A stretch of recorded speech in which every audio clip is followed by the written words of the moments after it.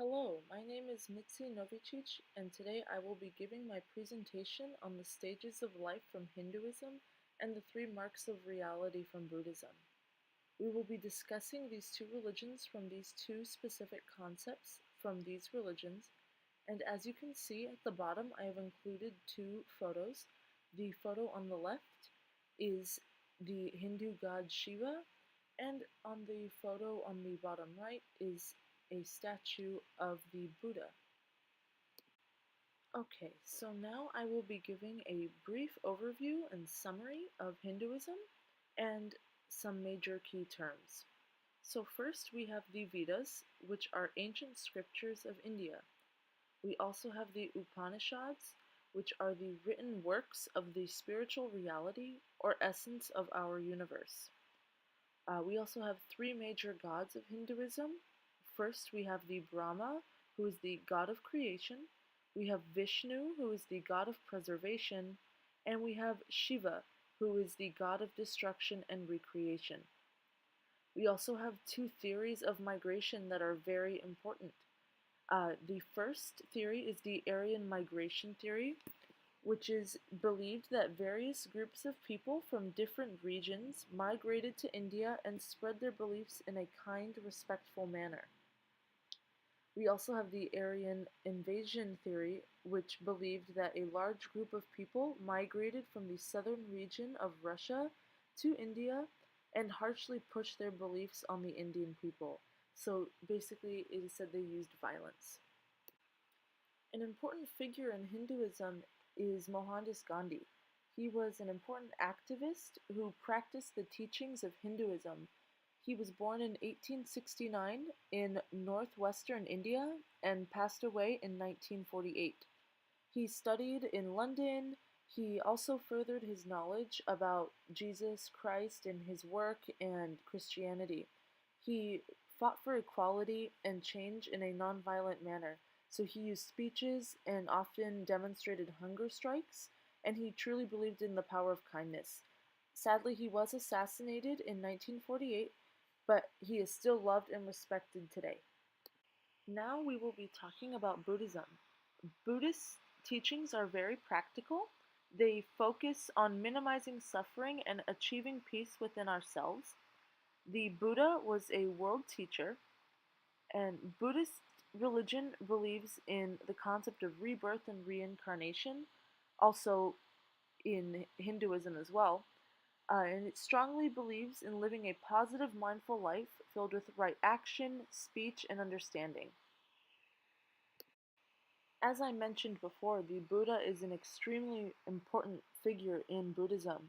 He was believed to be exceptionally special, and he would become either a world ruler like his father or a world teacher. He decided to leave his sheltered life and go out into the real world and experience suffering and reality.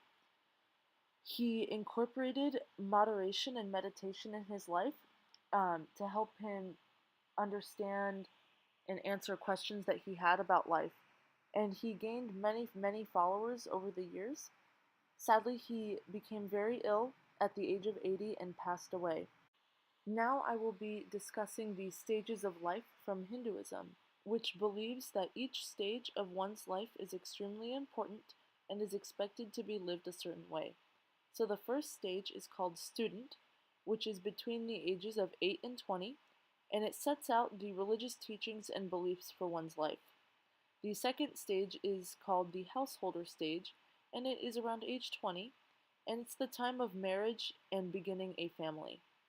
The third stage is called the retiree, and this is later in one's life, so by the time they are a grandparent, and the person can change their usual lifestyle, also known as retiring, and they can focus on religion. They can start to separate themselves from their usual routine.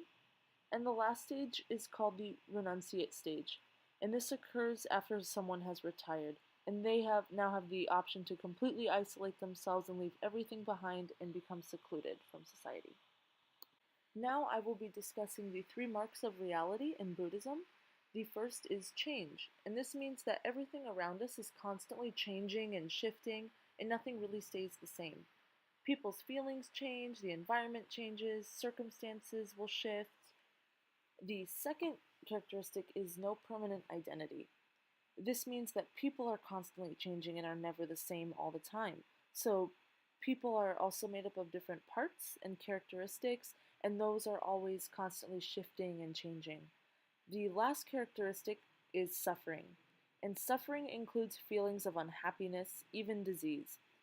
And sadly, it is an inevitable part of life, and we often experience suffering through change.